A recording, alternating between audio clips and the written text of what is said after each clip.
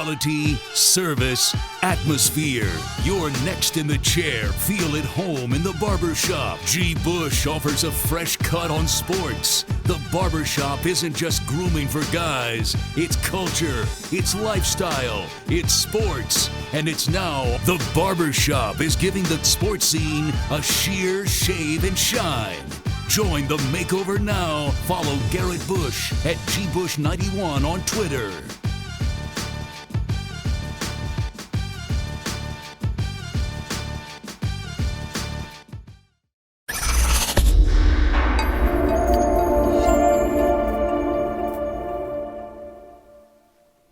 Let's get it.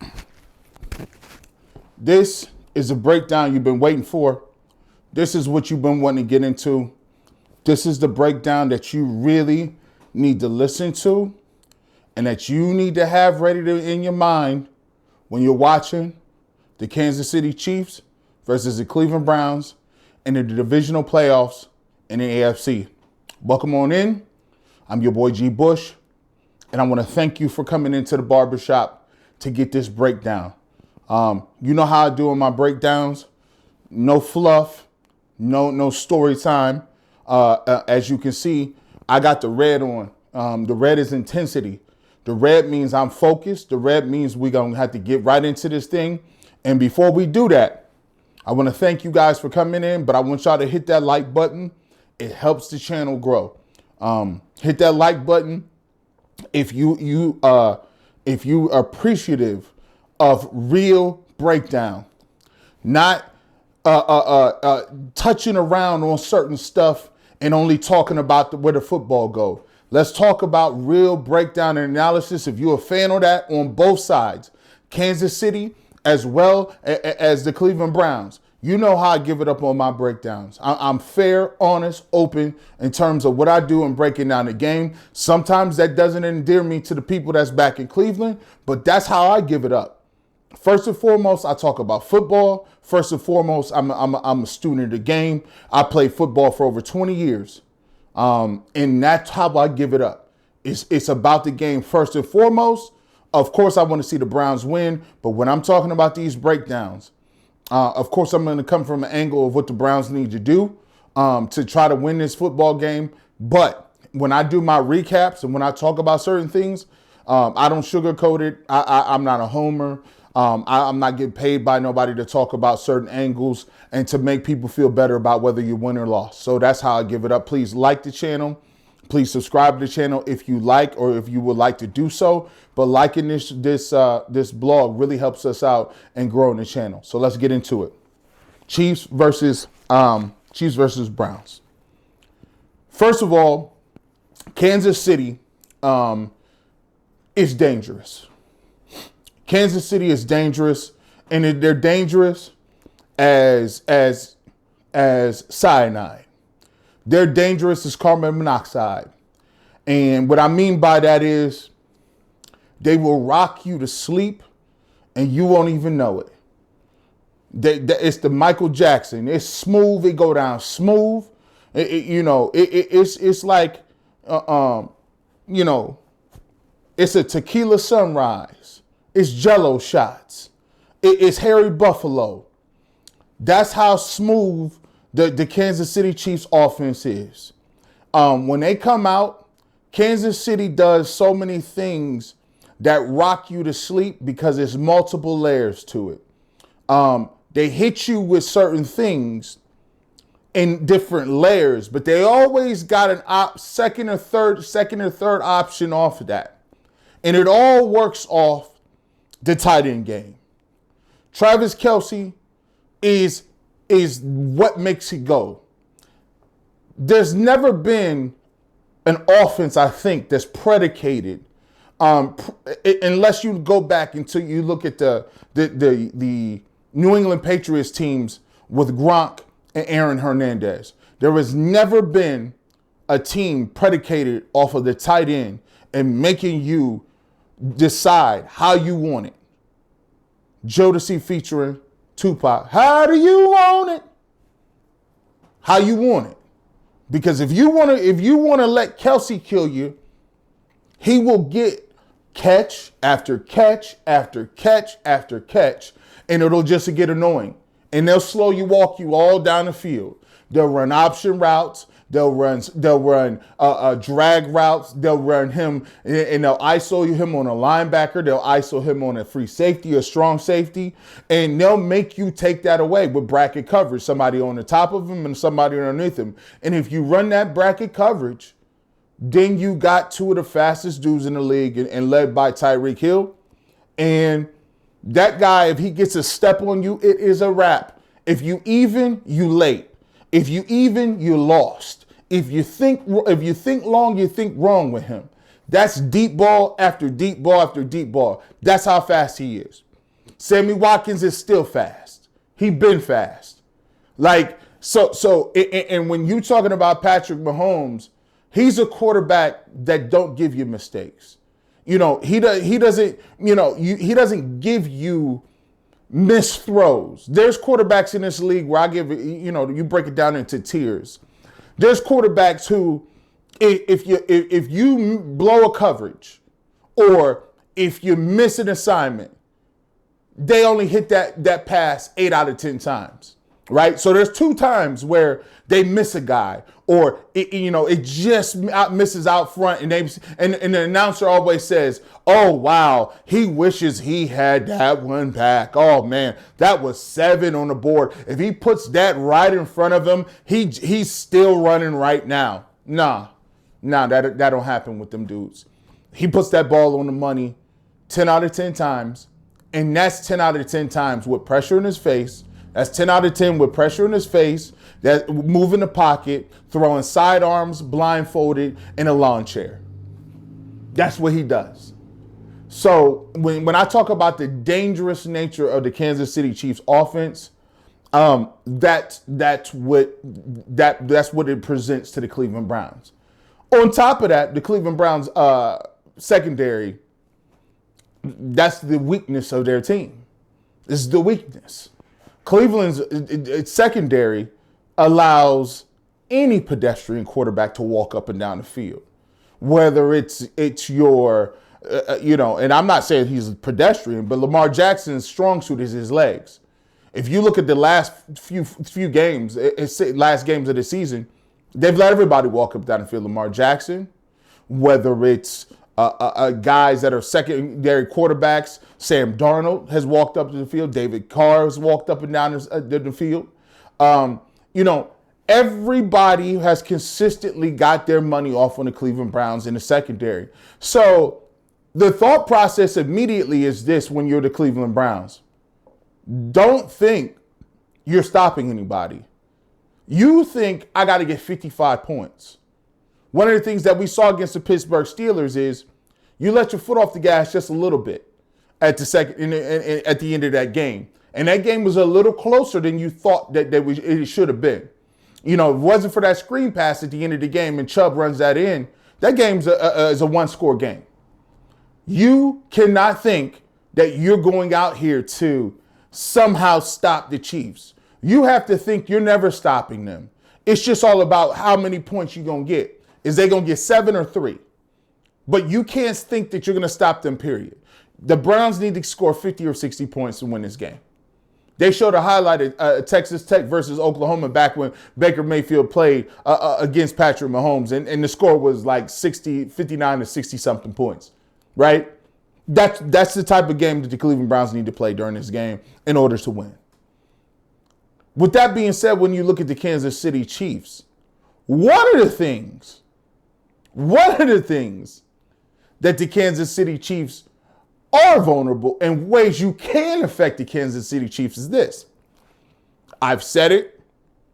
I'll continue to say it. Mr. Woods, this is Garrett Bush. I know you don't listen to my blogs. I'm just a guy in my house or my studio doing YouTube videos. I work on the radio and I do a show called The Barbershop. You may think I don't know anything, and chances are you've seen more football than me. And you do this every day. But if you think playing coverage on Patrick Mahomes is going to work, he's going to kill you. Travis Kelce will have 230 yards in the first half if you think you're going to sit in coverage and he's going to throw you interceptions like Ben Roethlisberger did. It'll be 28-0 in the first quarter, and you won't have a shot. You take your chances with him finding one-on-one coverage and hitting Patrick Mahomes. If you're not bringing pressure from all over the place, it's not going to work. You need to take advantage of these opportunities. They've been off 2 weeks. Timing, passing rhythm. They haven't really played anybody, and they have not really been explosive in terms of their offense for most of the season. They haven't beat anybody by double figures in 10 weeks. Take advantage of that. Timing, blitzing, bringing guys from different places. You have the rhythm. It's going to take them a quarter to get up a lather, to work up some sort of chemistry. And for that quarter, you better use everything you got. You need to get a lead. The remedy and what you saw in Pittsburgh still holds true again, even more so in Arrowhead. You need to be up. I told you last week, all week, you needed to be up 14 at halftime on the Pittsburgh Steelers in order to win. You were up way more than that. You had your lead. I'm telling you here, to have a chance against beating these Kansas City Chiefs, you need to be up by 21. Don't panic. Don't fall out of your chair. You need to be up by 21. They wake up. They fall out of bed and get 21 in a quarter. I've seen them do it to the Texans easy. I've seen them do it to the 49ers. Do not try to play ball control, keep it safe. It won't work. Back to your regularly scheduled program. On offense, the Cleveland Browns, I will say this. Browns have an opportunity to do a couple of things against the Kansas City Chiefs. They're not world beaters on the defensive side of the football. They're better than they were a couple of years ago when they were obviously a one-sided team. They've made improvements on the defensive front. They are a much improved team. But they've shown, go back and watch that Las Vegas tape. Go back and watch that. Go watch the Atlanta Falcons play them a couple of weeks ago strong. They've shown teams can run the football on them. You can run the football on the Kansas City Chiefs. You need to do that.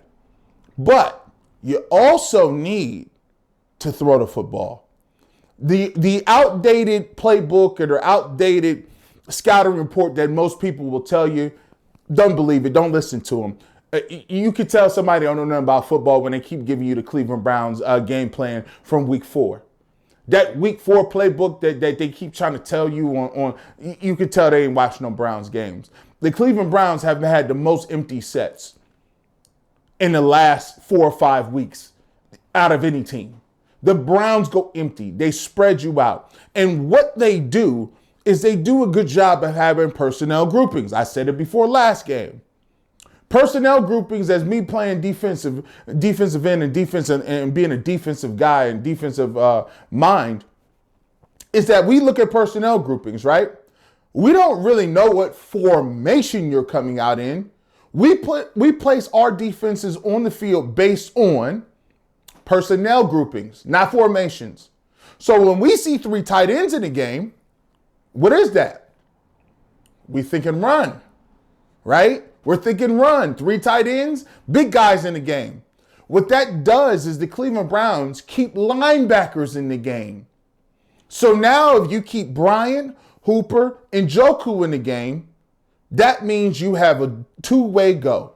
Two-way goes are devastating in the NFL because now what you can do is I can come out and I can audible theoretically from a 5-wide package because all 3 of those guys are great pass catchers, audible down into a goal line or tight, heavy run formation and still run the ball. Because look at the formation and look at the people that you have on the field.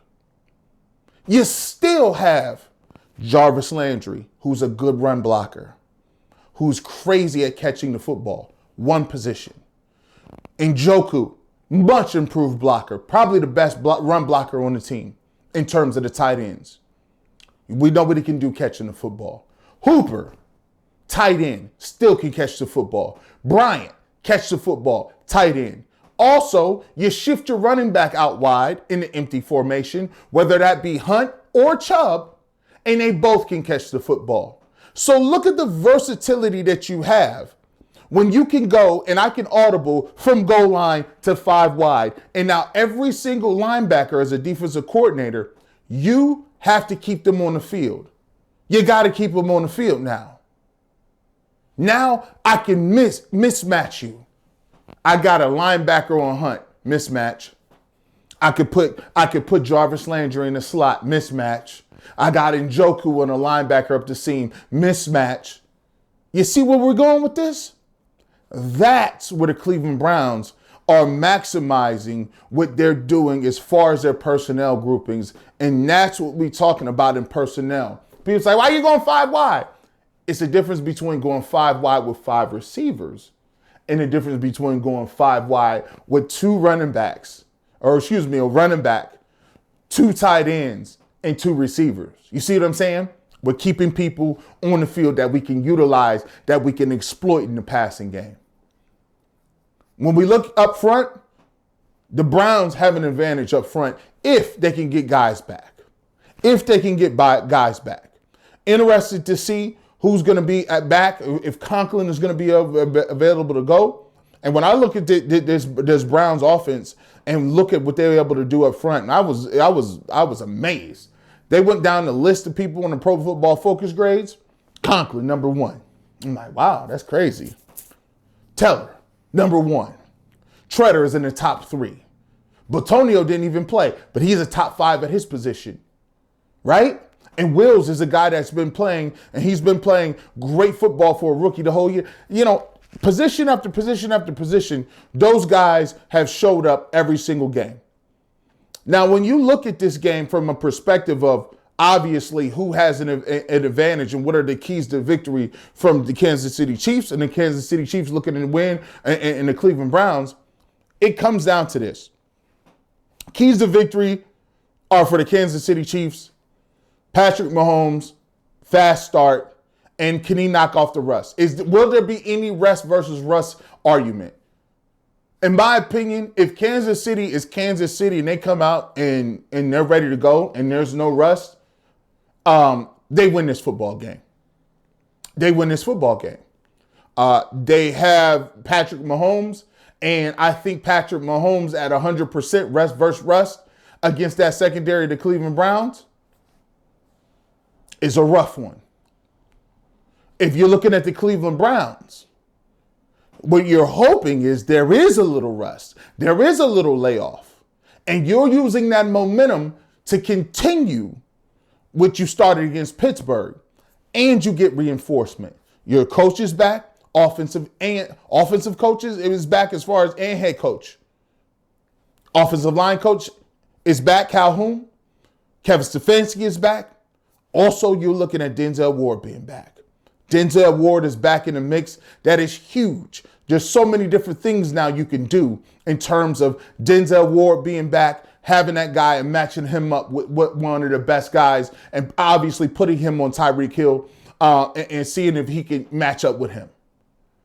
That's huge for the Browns. The game plan is simple. You got to be up 21. Baker is going to have to play clean football. Clean eating, clean diet, clean football, no turnovers anywhere. Running the ball, and when you get into that red zone, you need 7. The Cleveland Browns on the other end of the football, as far as the special teams, this is a huge one. No missed field goals, no missed extra points, none of that.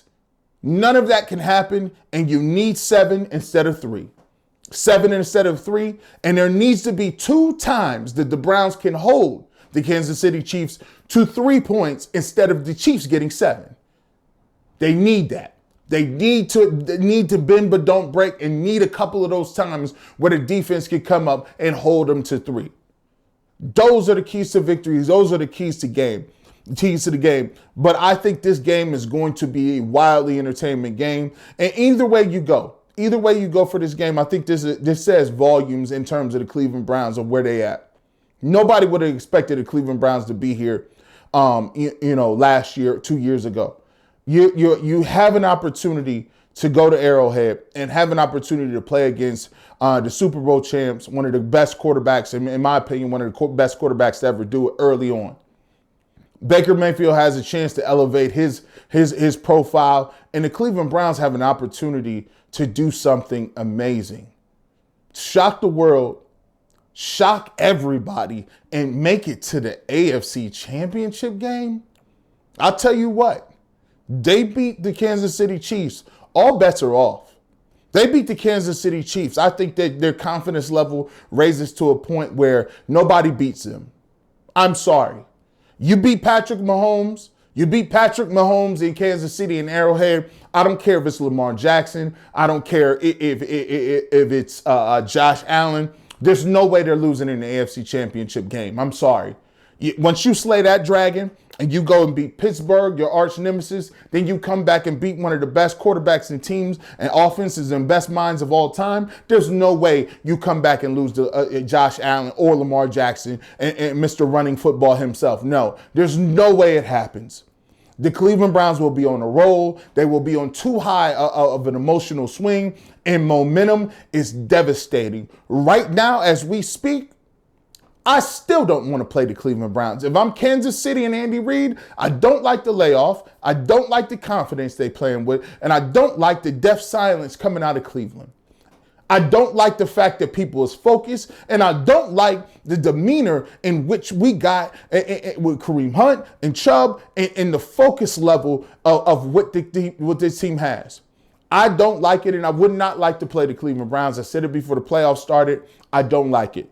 If you watch it, go check it. Check my last blog. Every single national media member is already flip-flopping. Go to Fox. Go to ESPN, go to all of those networks. They're already on board. They're already talking about why it is that the Cleveland Browns have an opportunity, and they would not be surprised if they beat the Kansas City Chiefs. It's already started. It already started. But as always, it's not about people talking about it. You got to actually go out there and prove it, and don't get it twisted. The Kansas City Chiefs is a damn good football team, and they can come out there and put 60 on them tomorrow, and it wouldn't surprise nobody. But that's why they play the games. As always, like this video, it helps the channel grow. I appreciate you guys. And don't forget, after the game, it's the only place to be. After the game is the only place to be to get live.